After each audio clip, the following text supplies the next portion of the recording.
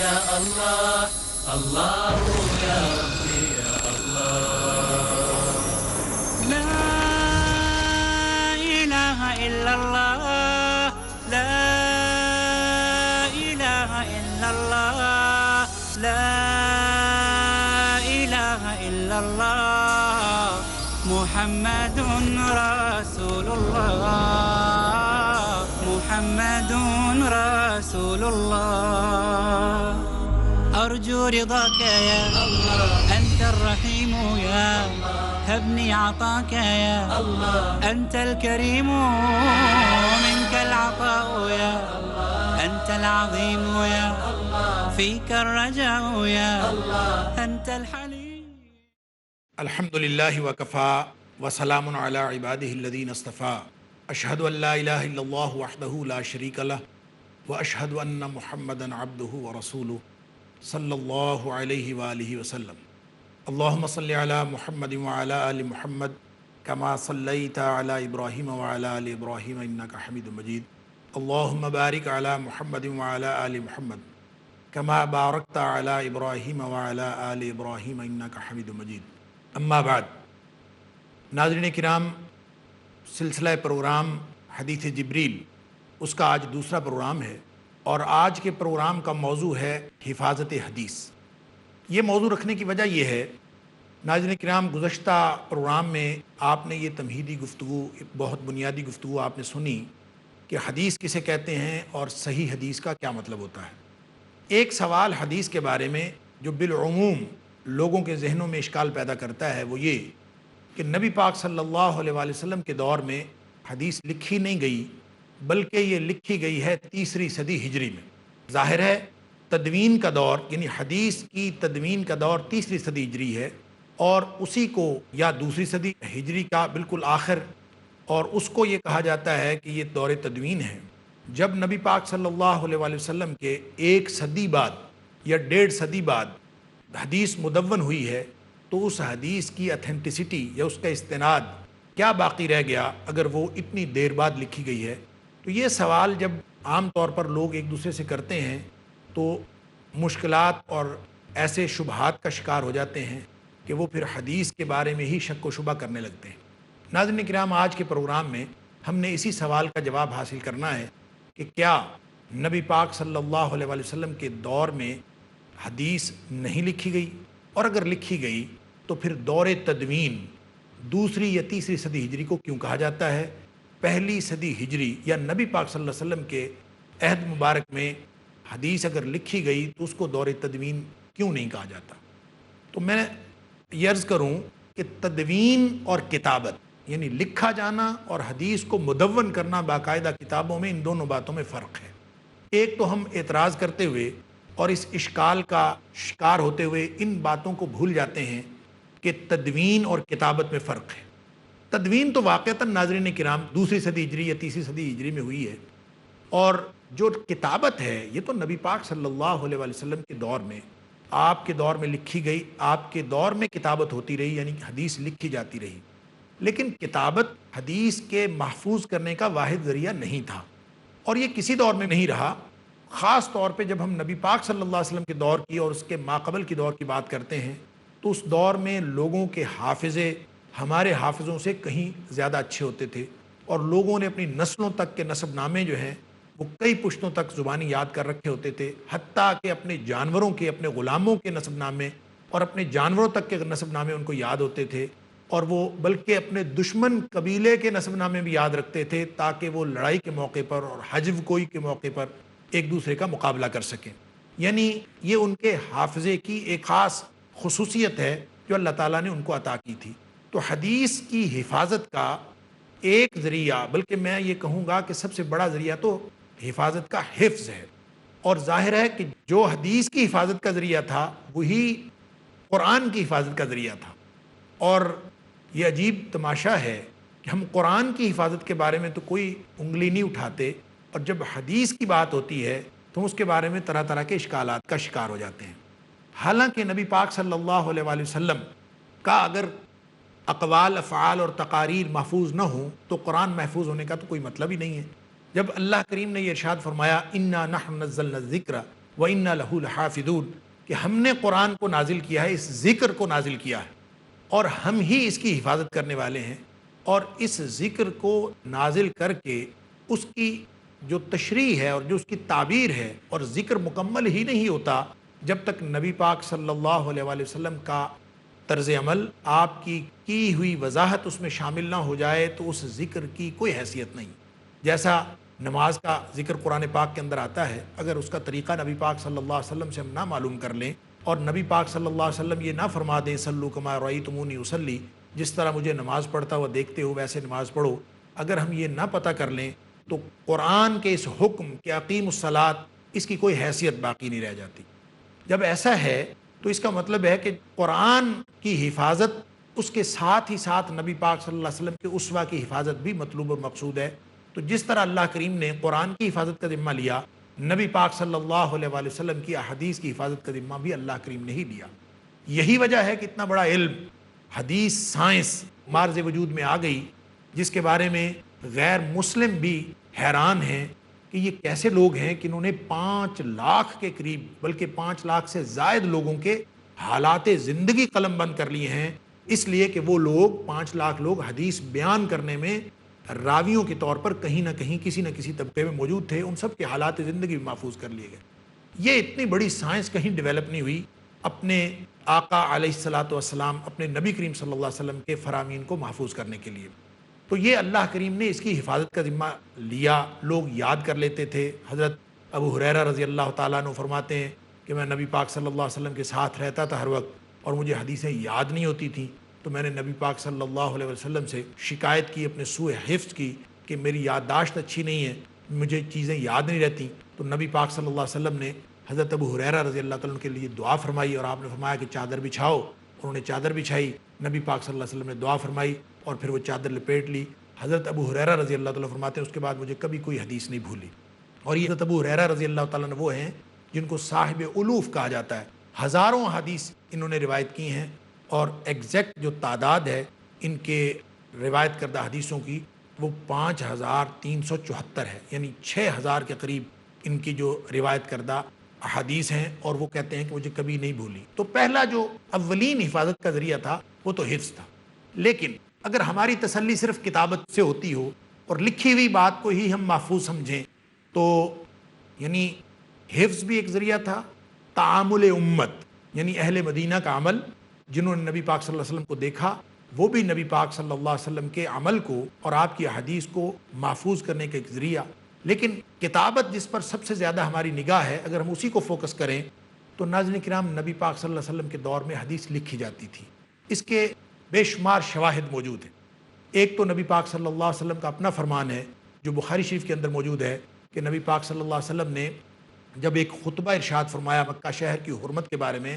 تو ایک شخص جو غالباً یمن سے آیا تھا، ابو شاہ اس کا نام تھا، اس نے نبی پاک صلی اللہ علیہ وسلم سے گزارش کی کہ اللہ کے رسول صلی اللہ علیہ وسلم مجھے یہ بات جو ہے جو آپ نے ارشادات فرمائے ہیں، مجھے آپ اگر لکھ کے دے دیں تو میں اس کو محفوظ بھی کر لوں اور وہاں کے لوگوں کو جا کے بتاؤں بھی۔ تو آپ صلی اللہ علیہ وسلم نے حکم فرمایا اکتبوا لابی شاہ، کہ ابو شاہ کو لکھ کے دے دو، اور یوں نبی پاک صلی اللہ علیہ وسلم کے حکم سے حدیثیں لکھی گئیں۔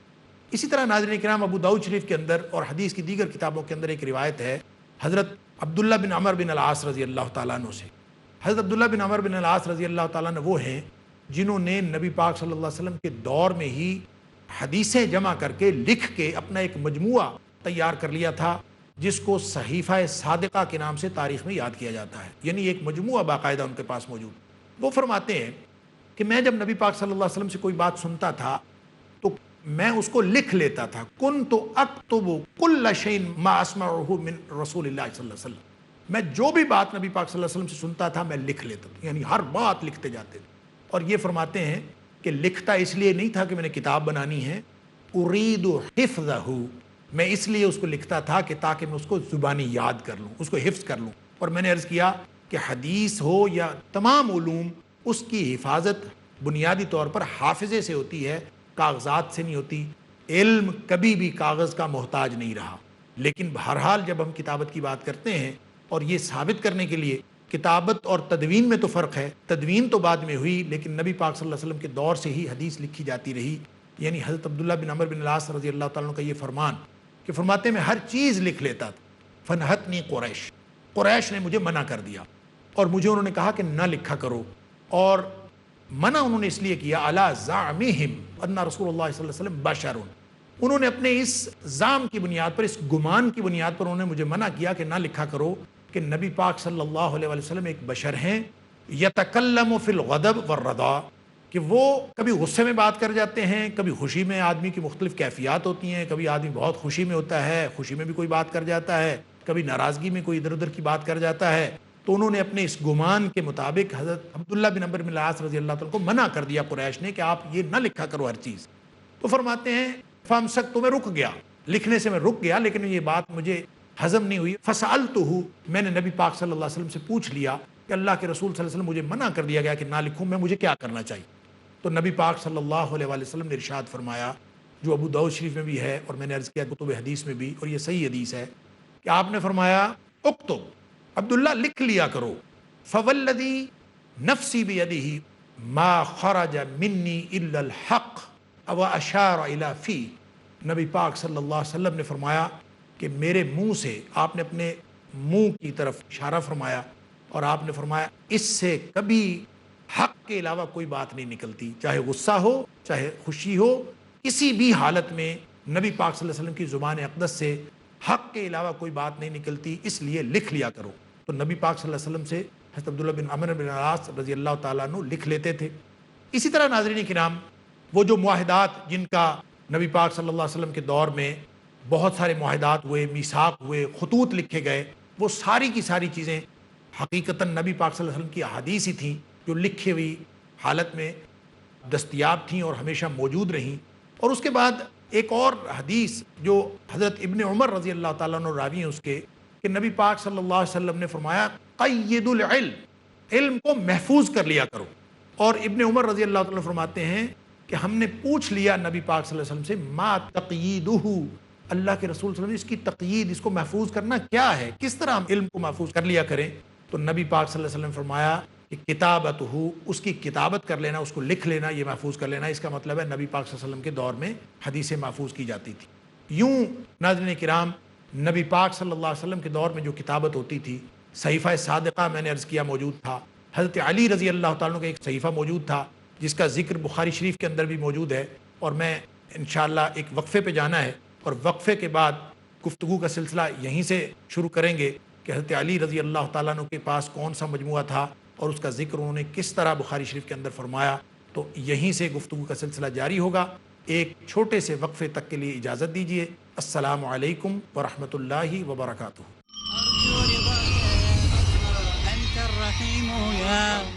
ناظرین کرام، ایک دفعہ پھر خوش آمدید۔ وقفے پہ جانے سے پہلے ہم بات کر رہے تھے کہ حضرت علی رضی اللہ تعالیٰ عنہ کے پاس بھی ایک مجموعہ تھا احادیث کا، جس کے اندر مدینہ کی حرمت کے بارے میں احادیث تھیں، ذمیوں کے حقوق کے بارے میں احادیث تھیں، اور اس کے علاوہ جو لوگ اللہ کے علاوہ یعنی غیر اللہ کے نام پر ذبح کرتے ہیں، جانور ذبح کرتے ہیں، اور ان کے شرکی عمل کے بارے میں بھی نبی پاک صلی اللہ علیہ وسلم کی کچھ احادیث اور کچھ فرامین تھے، وہ ساری احادیث حضرت علی رضی اللہ تعالیٰ نے جمع کی ہوئی تھیں۔ اس کا ذکر حضرت علی رضی اللہ تعالیٰ نے اس وقت کیا جب ایک تابعی نے حضرت علی رضی اللہ تعالیٰ سے پوچھا کہ ہماری رہنمائی کے لیے قرآن کے علاوہ بھی کوئی چیز ہے؟ تو اس پر حضرت علی رضی اللہ تعالیٰ نے فرمایا کہ ہاں، قرآن کے علاوہ نبی پاک صلی اللہ علیہ وآلہ وسلم کا فرمان بھی ہمارے لیے دین کی رہنمائی کی بنیاد ہے۔ اور آپ نے پھر اس مجموعے کا ذکر کیا کہ جو میرے پاس یعنی حضرت علی رضی اللہ عنہ کے پاس مجموعہ تھا، اور اسی طرح ناظرین کرام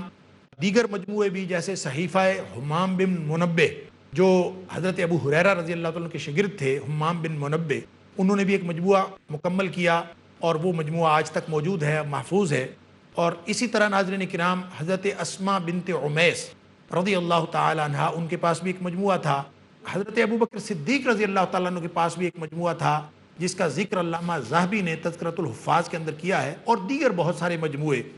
کہ حضرت ابوبکر صدیق رضی اللہ تعالیٰ عنہ کے مجموعے میں 500 حدیث تھیں۔ یوں مختلف قسم کے مجموعے نبی کریم صلی اللہ علیہ وسلم کے دور میں موجود تھے، اور انہی کی وجہ سے حدیث محفوظ رہی۔ یہ تو تھی بات کتابت کی، لیکن جب ہم تدوین کی بات کرتے ہیں تو تدوین کا آغاز ہوا عمر بن عبدالعزیز رحمۃ اللہ علیہ، جن کا دور خلافت ہے 99 ہجری سے 101 ہجری۔ انہوں نے باقاعدہ حکم دیا، گورنر مدینہ ابو بکر ابن حزم کو لکھا کہ جو بھی نبی پاک صلی اللہ علیہ وسلم کی حدیث آپ کو ملے اس کا خیال کرو، اس کا توجہ کرو، فاکتب ہو، اور اس کو لکھ لیا کرو، اس لیے کہ انی خفتو،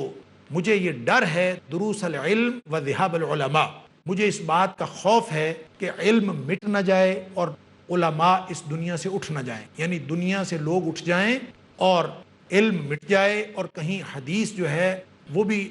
کہیں علم کے اٹھ جانے کے ساتھ اٹھ نہ جائے، مجھے یہ ڈر ہوا۔ اور اس پر حضرت عمر بن عبدالعزیز نے خط لکھا گورنر مدینہ کو کہ تم حدیثیں اکٹھی کیا کرو، اور یہ ان کا جو خط ہے یہ بھی بخاری شریف کے اندر ناظرین کرام موجود ہے صحیح روایت کے ساتھ کہ حدیثیں اکٹھی کیا کرو، اور ساتھ یہ کہہ دیا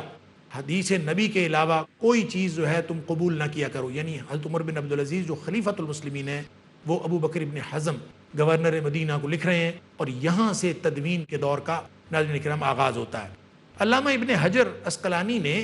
تہذیب التہذیب کے اندر لکھا ہے کہ حضرت عمر بن عبدالعزیز نے جو خط لکھا تھا اس میں ایک اسپیسیفکلی حکم یہ بھی تھا کہ حضرت عائشہ صدیقہ رضی اللہ تعالیٰ عنہ کی ایک شاگردہ عمرہ موجود ہیں، ان کے پاس بہت ساری حدیثیں حضرت عائشہ صدیقہ رضی اللہ تعالیٰ عنہ کی روایت کرتے ہیں، ان کو بھی لکھ لو۔ اسی طرح ایک حضرت قاسم تھے جن کی پرورش حضرت عائشہ صدیقہ رضی اللہ تعالیٰ عنہ نے کی تھی، ان کے پاس بھی بہت ساری حدیث تھی، تو ان کا اسپیسیفکلی خاص طور پر حضرت عمر بن عبدالعزیز نے نام لیا اور ان سے حدیثیں لکھوائیں۔ یوں ناظرین کرام حدیث باقاعدہ جمع ہونے کا ایک رواج شروع ہوا، کتابیں لکھی جانی شروع ہوئیں۔ امام زہری جن کا سن پیدائش 50 ہجری اور جن کا سن وفات 124 ہجری ہے، وہ خاص طور پر حدیث جمع کرنے کے یعنی حدیث مدون کرنے کے امام ہیں، ان کی بہت ساری خدمات ہیں۔ یہ ایک الگ موضوع ہے کہ امام زہری کی اس کے اندر شہاب الدین زہری کی کتنی خدمات ہیں۔ اور اس کے بعد ناظرین کرام مکہ کے اندر کام شروع ہو گیا، مدینہ کے اندر عبد الملک بن عبدالعزیز مکہ میں تھے، انہوں نے جو ہے وہ حدیثیں اکٹھی کرنی شروع کر دیں۔ اسی طرح زکریا بن ابی زائدہ کوفہ کے اندر تھے، حضرت سفیان ثوری جن کا سن وفات 161 ہجری ہے، اسی طرح زکریا بن ابی زائدہ جن کا سن وفات 149 ہجری ہے، یہ سب لوگ ہیں جنہوں نے حدیثیں اکٹھی کرنی شروع کر دیں۔ اسی طرح مدینہ کے اندر موسیٰ بن عقبہ رحمۃ اللہ علیہ، اسی طرح محمد بن اسحاق جن کا سن وفات جو ہے وہ 151 ہجری اور موسیٰ بن عقبہ کا 141 ہجری، اسی طرح مدینہ کے اندر جو ہے حضرت مالک بن انس رحمۃ اللہ علیہ جن کی کتاب بعد میں موطا ہمارے پاس آج تک موجود ہے، انہوں نے بھی حدیثیں جمع کرنی شروع کر دیں، 179 ہجری ان کا سن وفات ہے۔ اور اسی طرح ناظرین کرام بصرہ کے اندر بھی، اور پھر شام کے اندر امام اوزاعی جن کا سن وفات 156 ہجری ہے، اور حماد بن سلمہ یہ بصرہ کے اندر تھے، انہوں نے بھی حدیثیں جمع کرنی شروع کر دیں۔ پورے تمام جو بلاد اسلامیہ تھے ناظرین کرام ان کے اندر حدیث کو مدون کرنے کا ایک سلسلہ شروع ہوا۔ وہ حدیث جو نبی کریم صلی اللہ علیہ وسلم کے دور سے لکھی ہوئی موجود تھی، اب وہ کتابوں میں مدون ہونا شروع ہوئی، اور یوں ہمارے سامنے تاریخی اعتبار سے سب سے پہلا مجموعہ حدیث آتا ہے جو آج تک ہمارے پاس موجود ہے، وہ مالک بن انس، امام مالک جو امام مدینہ رحمۃ اللہ علیہ ان کا لکھا ہوا الموطا ہے، ان کی کتاب جو آج تک موجود ہے۔ اس کے بعد ابن ابی شیبہ نے جن کا سن وفات جو ہے 235 ہجری ہے، انہوں نے بھی ایک مجموعہ حدیث مرتب کیا جس کا نام المصنف رکھا، اور مصنف ابن ابی شیبہ کے نام سے وہ مشہور ہے۔ اس کے بعد 241 ہجری سن وفات ہے امام احمد بن حنبل کا، انہوں نے ایک ضخیم کتاب جس کا نام مسند احمد بن حنبل ہے، آج تک موجود ہے۔ اور اس کے بعد امام بخاری رحمۃ اللہ علیہ جن کا سن وفات 256 ہجری ہے، انہوں نے اپنی حدیث کی کتاب جو ہے مدون کی الجامع الصحیح، جو اصح الکتب بعد کتاب اللہ، جس کا درجہ یہ ہے کہ اللہ کی کتاب کے بعد صحیح ترین کتاب وہ موجود ہے۔ یوں ناظرین کرام یہ حدیثیں اکٹھی ہوتی ہوتی ہمارے پاس پہنچی ہیں، اور وہ کتابیں، اور امام بخاری کے بعد 261 ہجری سن وفات ہے امام مسلم کا، جن کی الجامع الصحیح کا تذکرہ آپ پچھلے پروگرام میں بھی سن چکے ہیں، اور یہ صحاح ستہ کی بنیاد ہیں یہ دونوں کتابیں، ان کو صحیحین بھی کہتے ہیں، اور ان دونوں حدیث کی کتابوں کے اندر جو حدیث آ جائے اس کو متفق علیہ حدیث کہتے ہیں، اور ان کا یہ حدیث کا اعلیٰ ترین درجے کی کتاب ہوتی ہے۔ اس پر لوگوں نے ایسی حدیثیں بھی جمع کر لیں، بعد میں ایسے مجموعہ حدیث بھی اکٹھے ہو گئے جن پر امام بخاری اور امام مسلم نے اتفاق کیا تھا، اور اس میں خاص طور پر فواد عبد الباقی کا وہ مجموعہ جس کو جو اللؤلؤ والمرجان کے نام سے فی متفق علیہ الشیخان، کہ شیخین فی الحدیث ان دونوں کو کہا جاتا ہے، امام بخاری اور امام مسلم، جس حدیث پر ان دونوں نے اتفاق کر لیا اس کے مجموعے الگ سے تیار ہو گئے، اور پھر پوری سیاستہ لکھی گئی، یعنی جامع ترمذی لکھی گئی، سنن نسائی لکھی گئی، سنن ابی داؤد لکھی گئی، ابن ماجہ لکھی گئی، اور پھر دیگر حدیث کی کتابیں۔ ناظرین کرام، یہ سارے مجموعے تیار ہوئے،